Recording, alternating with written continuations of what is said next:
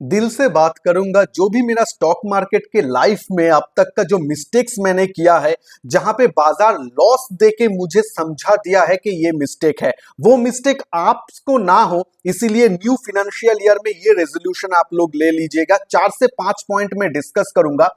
उससे पहले देख लेते हैं कि मेरा रिटर्न मतलब मेरा पॉजिटिव साइड क्या है, उसके बाद ही आप नेगेटिव वाला चीज समझ पाएंगे, नहीं तो नहीं। देखिए, माइंड ट्री मैं रिफ्रेश भी कर दिया।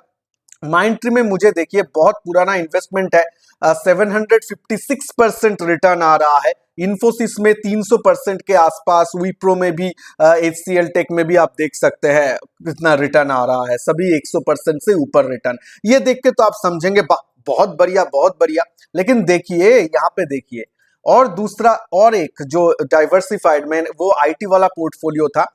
अब ये मैं सभी में एसएम डाइवर्सिफाइड ये सब करके मैं करता हूं, मतलब नाम देके एक एक पोर्टफोलियो को।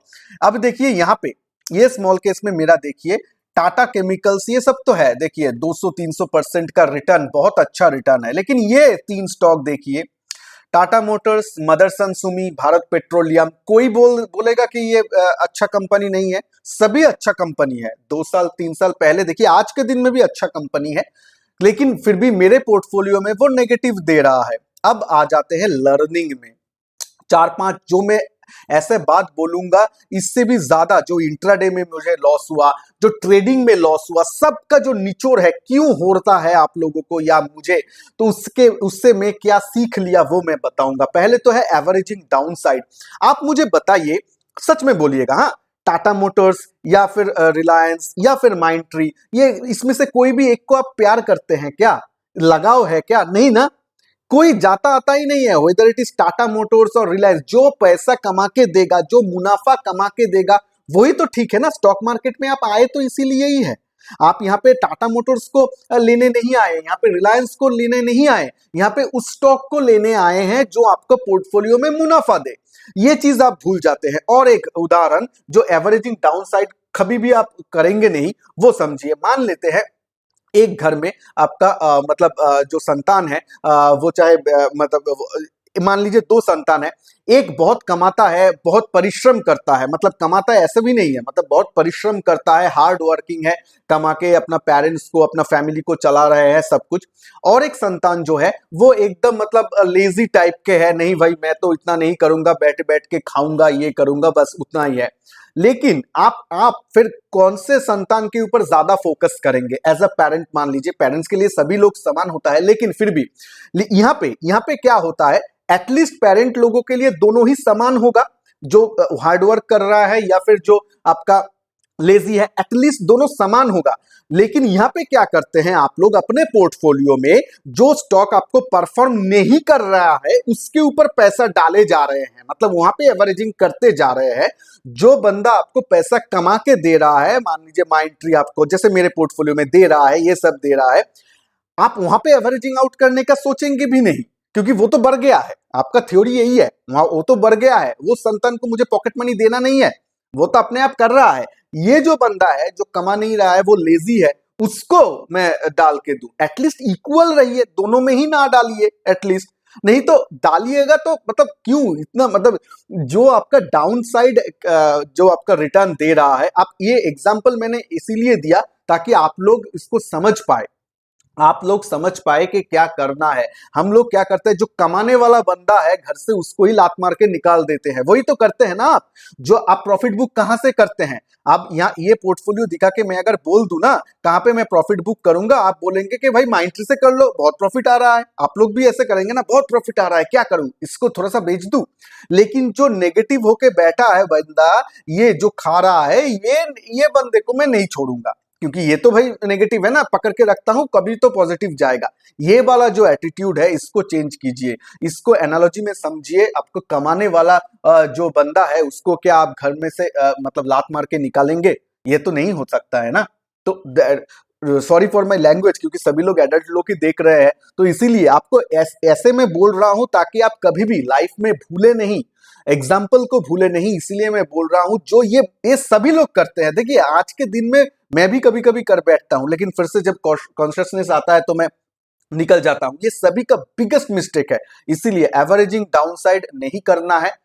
ठीक है। हाँ, डाउनसाइड कब करता है, जब माइंड ट्री मान लीजिए 700% मेरा मुनाफा है, आज के दिन में अगर वो 20% गिर जाए स्टॉक, तो मैं वहां पे थोड़ा सा एवरेजिंग करूंगा। वो गिरने में मैं, क्योंकि ओवरऑल पोर्टफोलियो मेरा ग्रीन है, इसीलिए मैं वहां पे करूंगा। वो डिफरेंट एटीट्यूड है, ठीक है, इसके बारे में ध्यान रखिएगा। चलिए, और 2-3 पॉइंट बहुत ही क्विकली मैं करूंगा, सम अप करूंगा। स्टॉक गोइंग डाउन और फंस गए। अच्छा, वीडियो को लाइक कर दीजिए, अनएडिटेड वीडियो है, दिल में जो आ रहा है मैं बात कर रहा हूं, दिल से बात हो रहा है, आप लोग भी दिल से सुनिएगा। वीडियो को लाइक और शेयर जरूर कीजिएगा प्लीज। चैनल में नए हैं तो चैनल को सब्सक्राइब करके बेल आइकन को भी जरूर प्रेस कर देना। अब आ जाते हैं स्टॉक के, मेरे कमेंट बॉक्स में भी क्वेश्चन आते हैं, और बहुत लोग ऐसे होते हैं, मैं भी ऐसे ही होता हूं। अभी देखिए ना, मैं तो मदरसन सुमी में भी फंस गया हूं ना। स्टॉक गोइंग डाउन, स्टॉक तो लिया था दादा, और उसके बाद हम तो मतलब नीचे आ गया और अब फंस गए। ये जो वर्ड ना, फंस गए, भाई कैसे फंस सकते हो? मतलब कोई क्या मेरे हाथ से मान लीजिए यहाँ पे जो सेल बटन है ना, टाटा मोटर्स को करके ही सेल बटन क्या रोक के रखा है टाटा मोटर्स? नहीं, सेल नहीं करने देंगे। ब्रोकर ने रोक के रखा है क्या? नहीं ना। ये हमारा माइंडसेट है, हम फंस जाते हैं, हम फंसना चाहते हैं इसीलिए फंसते हैं। कोई हमें ऐसा नहीं बोलता है कि भाई फंस जाओ। क्यों? हमारे मन में इमोशन आ जाता है, नहीं भाई ये तो हमें ज्यादा रिटर्न देगा ही, हम तो सब कुछ कर किए थे, तो भाई हम रख देते हैं। नहीं, ऐसा मत कीजिए। जितना भी अच्छा स्टॉक होना क्यों, अगर आपका स्टॉप लॉस हिट हो जाता है तो उससे निकल जाइए। इन्वेस्टमेंट में भी स्टॉप लॉस रखना है, निकल जाइए। उसके बाद मान लीजिए स्टॉक ऐसा नीचे आ रहा, आपका स्टॉप लॉस हिट हो गया, निकल जाइए। उसके बाद जो होता है, बेचने के बाद ही घूम जाता है, ये होता है ना, ठीक है। बेचने के बाद अगर घूम के वो अच्छा हो गया, मान लीजिए सब कुछ जिस कारण से वो गिरा था, वो मैनेजमेंट मान लीजिए अच्छा हो गया, कंपनी का अर्निंग्स अच्छा आने लगा, ठीक है, तो उसके बाद आप यहां से यहां पे फिर से एंट्री कर दीजिए। हाँ, क्या होगा यहां से और ये जो डिफरेंस रहेगा, ये आपका 5% डिफरेंस होगा, राइट। लेकिन स्टॉक अगर अच्छा है, स्टॉक अगर टर्न अराउंड कर रहा है, तो 5% में रुका रहेगा क्या? ये माइंडसेट लाइए। नहीं, जो ऊपर जा रहा है वो तो 5% में रुकेगा नहीं, वो तो भाई 70% और देके जाएगा। तो टोटल मेरे 5% यहाँ पे लॉस भी हुआ, ऊपर दाम में लिया, ऊपर का स्टॉक मैंने ऊपर में लिया और ऊपर जाके बेचा, बस मेरा मुनाफा हो गया। मेरा यहाँ पे 70% ना होकर 65% होगा, 5% मैंने नीचे से ऊपर से लिया, बस उतना ही है ना। लेकिन ये आपका एटीट्यूड रहना चाहिए, इसीलिए स्टॉप लॉस जैसे ही हिट हो जाए निकल जाइए, जितना भी अच्छा कंपनी के क्यों ना हो, मैं ये लेता हूं। और जब फिर से वो ऊपर जाने लगा, तब मैं वहां पे एंट्री करूंगा। जैसे कि सन फार्मा 2015 में देखिए, वो बेयर मार्केट फेज चालू हुआ, निकल जाइए। फिर से अभी जो आफ्टर कोविड उसमें एक मतलब ऊपर की तरफ जा रहा है, 200 डेज मूविंग एवरेज क्रॉस कर रहा है, उसके बाद आप फिर से एंट्री कीजिए। ऐसे में ऊपर लेंगे तो और ऊपर भी बेच पाएंगे अगर स्टॉक अच्छा है, अगर बुल रन में है, ठीक है। लेकिन फंस जाइए ऐसा नहीं है। आप रखिए, स्टॉप लॉस रखिए अपने पोर्टफोलियो में, इन्वेस्टिंग या फिर ट्रेडिंग जो कर रहे हैं। ट्रेडिंग में तो मस्ट, इन्वेस्ट में भी मैं एक्चुअली फॉलो करता हूं।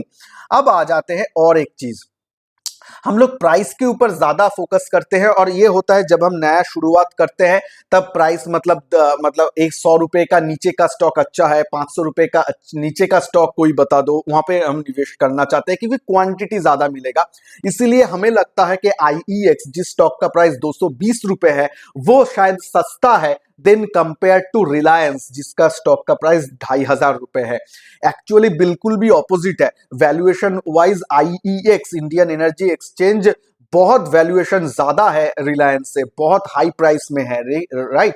बहुत प्राइस टू अर्निंग रेशियो उसका बहुत ज्यादा है। तो ये सब बात का ध्यान में दीजिए। इसीलिए मेरे चैनल में जो मैं फ्री स्टॉक मार्केट क्लास करवा रहा हूं, वहां पे फंडामेंटल एनालिसिस, टेक्निकल एनालिसिस का वीडियो, वो प्लेलिस्ट में जाके देख लीजिएगा। नीचे डिस्क्रिप्शन बॉक्स में भी मैं प्लेलिस्ट दे दूंगा और आई बटन में, उसको जाके देखिएगा। वो क्लासेस में मैं इस सब पॉइंट को क्लियरली डिस्कस किया हूं, उसको ध्यान में रखिएगा। प्राइस के ऊपर नहीं तो आपको लगेगा कि पीएनबी सबसे अच्छा है, सब उसमें ही रहूंगा, लेकिन एचडीएफसी बैंक नहीं लूंगा, ऐसा आपका मन में आएगा। लेकिन वैसा नहीं है। प्राइस वैल्यूएशन के ऊपर फोकस कीजिए, ज्यादातर टाइम प्राइस का नहीं। हाँ, अगर आपका बजट कम है तो भी आप एक स्टॉक लीजिए, 2 स्टॉक लीजिए, लेकिन आप वैल्यूएशन के ऊपर ज्यादा फोकस कीजिएगा। लॉन्ग रन में यही मेन चीज है, ठीक है। अच्छा, ये तो मतलब सभी का हो जाता है, entering good stock at wrong price. मुझे भी पहले हुआ था, मतलब देखिए ना, मदरसन सुमी में ही मैं तो फंस गया हूं ना मतलब अभी तो बेचा नहीं, लेकिन क्वांटिटी में कम कर दिया हूं। एक्चुअली जीरो नहीं हुआ है, इसीलिए आपको दिखा रहा है, लेकिन स्टॉक मेरा जो था उससे आधा या मैं 70-80% बेच दिया हूं, क्योंकि मुझे लॉसिंग ट्रेड में नहीं रहना है।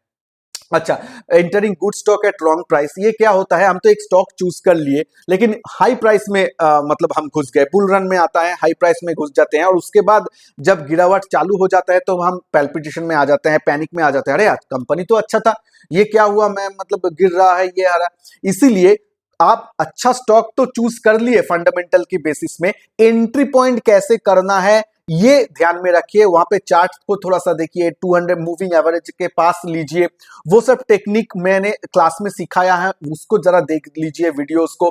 आपको क्या करना है, देखिए जितना भी अच्छा आईईएक्स जैसा बहुत हाई, मतलब आईआरसीटीसी कुछ दिनों पहले, अभी तो थोड़ा सा रिट्रेस किया है, लेकिन 2-3 महीने पहले बहुत हाई वैल्यूएशंस में था। तो उस हाई वैल्यूएशन में अगर आप मोनोपोली स्टॉक में भी एंटर करेंगे तो भी फंसने का चांसेस ज्यादा है। हाँ, आपका शायद प्राइस मिल जाएगा, लेकिन उसके लिए शायद 1 साल 2 साल आपको वेट करना पड़े, लेकिन वो वेटिंग तो हम नहीं कर सकते हैं ना, मतलब हम लोगों का तो पैल्पिटेशन आ जाता है, पैनिक आ जाता है, फिर हम अच्छे स्टॉक को बेच के निकल जाते हैं। देखिए, ये जो हम फंस जाते हैं ना अच्छे स्टॉक में, ये इसके लिए ये मेन कारण है कि हम गलत प्राइस में एंटर कर जाते हैं। थोड़ा सा चार्ट देखना सीखिए, इन्वेस्टमेंट है तभी, बेसिक चीज, बेसिक, और इसीलिए तो मेरे क्लास में एकदम बेसिक चीज बोला गया है, फ्री क्लास है, प्लीज ज्वाइन कीजिए। वहां पे आप लोग देख सकते हैं, थोड़ा सा चार्ट में देख लीजिए, उसके बाद फंडामेंटल एनालिसिस के बाद राइट प्राइस में एंटर कीजिए, और एक साथ नहीं, 50% एंट्री कीजिए, 50% पैसा हाथ में रखिए, और अगर गिरावट है तो थोड़ा सा एंट्री करके उस टाइम आप ठीक ठाक प्राइस में लाइए। और स्टॉक मार्केट कहीं पे भागा नहीं जा रहा है भाई, स्टॉक मार्केट 100 200 500 साल रहेगा।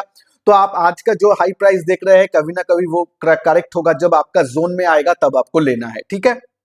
अच्छा, ये दो चीज बहुत हम मतलब मिस कर जाते हैं। साइक्लिक स्टॉक हम पोर्टफोलियो में ले लेते हैं, जैसे कि मेटल स्टॉक, शुगर स्टॉक, वो अच्छा है, लेकिन साइक्लिकल स्टॉक को आपको साइक्लिकल ही प्ले करना है, मतलब साइकिल का नीचे आपको लेना है, साइकिल जब बुलिश रहेगा तब आपको बेच के निकल जाना है। नहीं तो क्या होगा, फिर से साइकिल जब नीचे की तरफ आएगा, आप देखेंगे जहां पे इन्वेस्ट किए थे वहां पे ही घूम फिर के आ गया, तो आपका क्या हुआ, इन्वेस्ट करके क्या फायदा। कुछ कुछ एवरग्रीन सेक्टर होता है, जैसे कि आईटी है, फार्मा है, डाइवर्सिफाइड कुछ इंजीनियरिंग वाला कोई है, जैसे कि रिलायंस वाला है, मिसलेनियस बिजनेस करता है, तो ये सब चीज एवरग्रीन कुछ कुछ स्टॉक्स है, वो मैं जानता हूं, लेकिन साइक्लिकल जो स्टॉक्स है उसमें आपको थोड़ा सा ध्यान में रखना पड़ेगा। उसको पोर्टफोलियो में अगर लेना मतलब ठीक नहीं है, ये मैं नहीं बोल रहा हूं, लीजिए, जरूर लीजिए, लेकिन उसके लिए थोड़ा सा पढ़ाई करके, थोड़ा सा टाइमिंग करके आपको आना है।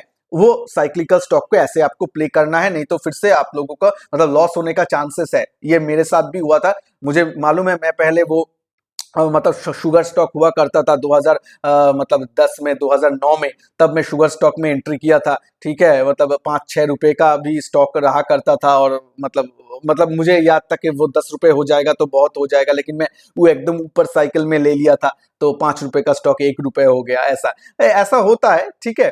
अच्छा, sectoral allocation not planned in overall portfolio, ये देखिए, ये आप लोग गलती कर बैठते हैं। ये आप क्या गलती कर बैठते हैं सेक्टोरल स्टॉक में, आप लोग मतलब मैं भी ये करता था, अभी थोड़ा सा चेंज किया हूं। एक आप लोग मान लीजिए 10 या 20 स्टॉक का एक पोर्टफोलियो बनाए हैं, लेकिन आपका सेक्टोरल एलोकेशन मतलब आईटी सेक्टर में कितना प्रतिशत आपका इन्वेस्टमेंट है, बैंकिंग में कितना है, केमिकल सेक्टर में कितना है, इसका ब्रेकअप आपके पास है कि नहीं, वो ध्यान दीजिए। और कुछ कुछ सॉफ्टवेयर में डालेंगे तो आ जाएगा, जैसे कि वैल्यू रिसर्च है, मनी कंट्रोल है, ET now, free of cost में आपको मिल जाएगा, लेकिन कभी कभी वो सब स्टॉक भी मतलब गलती कर देते हैं, तो आपको देखना है। मतलब मान लीजिए सीडीएसएल स्टॉक, इसको वो लोग फिनेंस में बोलते हैं, एक्चुअली वो आईटी वाला है, क्योंकि वो लोग फिनेंस कोई मॉर्गेज फॉर्गेज तो देता नहीं है, लोन वगैरह तो देता नहीं है, वो तो शेयर का टेक्नोलॉजी प्रदान करता है। तो उस टाइम देख लीजिए वो सॉफ्टवेयर क्या दे रहा है, उससे भी एक अच्छा है कि अपना एक एक्सेल शीट मेंटेन कीजिए, वहां पे सेक्टर आप जो स्टॉक ले रहे हैं उसको तो रिसर्च करके ही ले रहे हैं, उसका सेक्टर तो आपको मालूम होगा, वही लिख के उसका परसेंटेज निकाल लीजिए ना। जैसे कि मैं आप लोगों के साथ जो मेरा मॉडल पोर्टफोलियो स्टॉक का चल रहा है, वहां पे मैं जो एक्सेल शीट मेंटेन कर रहा हूं, ऐसे ही एक एक्सेल शीट मेंटेन कर लीजिए, बस हो जाएगा आपका काम। और क्या करना है, सेक्टोरल एलोकेशन आपको मॉनिटर करते रहना है। मान लीजिए जैसे कि मेरा पोर्टफोलियो में। माइंडट्री अगर 756% बढ़ गया है तो आपका आईटी के ऊपर झुकाव ज्यादा हो जाएगा, उसके ऊपर भी फोकस कीजिए कि कैसे उसको बैलेंस आउट करना है या क्या करना है।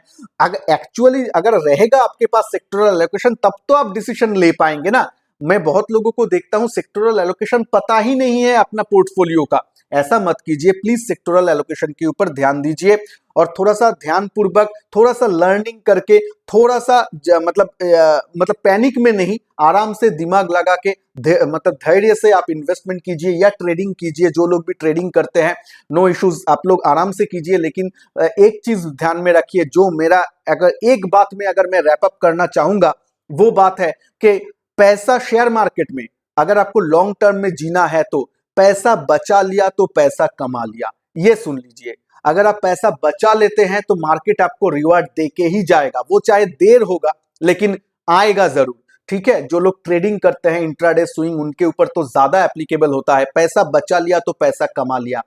तो इसीलिए पैसे बचाने के ऊपर ज्यादा ध्यान दीजिए। उसके बाद आपका जैसे जैसे लर्निंग बढ़ता रहेगा आप लोग कमा तो लेंगे ही, मैं जानता हूं, लेकिन पैसा बचाने के ऊपर ज्यादा पहले पहले फोकस ज्यादा कीजिए।